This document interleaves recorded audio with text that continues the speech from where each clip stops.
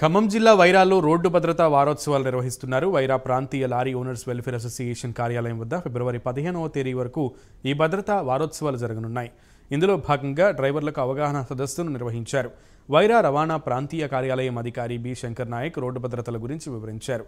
ప్రతి 8 నిమిషాలకు ఒక ప్రమాదం, ప్రతి 2 నిమిషాలకు ఒక మరణం సంభవిస్తుందని చెప్పారు. ప్రమాదం జరిగిన వెంటనే చూసిన వారు వెంటనే క్షతగాత్రులను ఆసుపత్రులకు తరలించాలని శంకర్ నాయక్ తెలిపారు.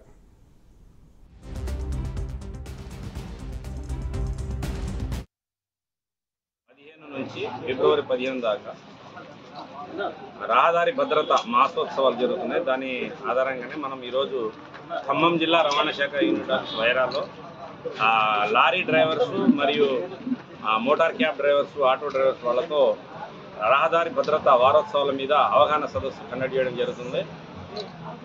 ఇతర వ్యాధులు వచ్చి మరణించే వారి కంటే రోడ్డు ప్రమాదాలలో మరణించే వారి సంఖ్య ఎక్కువ.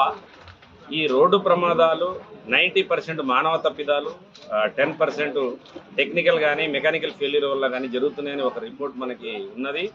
దాని ప్రకారమే మనం ఈరోజు ఇక్కడ అవగాహన సదస్సు పెట్టాము.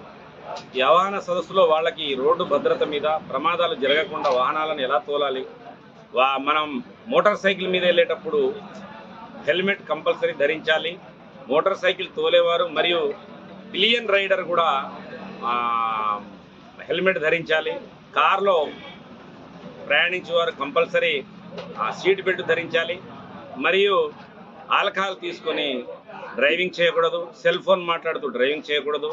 మరియు ప్రమాదకరమైన మూలమలుపులు, నేరో బ్రిడ్జీలు, తర్వాత ఓవర్ స్పీడ్ కానీ ఇలాంటివి చేయకూడదని కూడా వాళ్ళ అవగాహన సదస్సులో వాళ్ళకి చెప్పడం జరిగింది.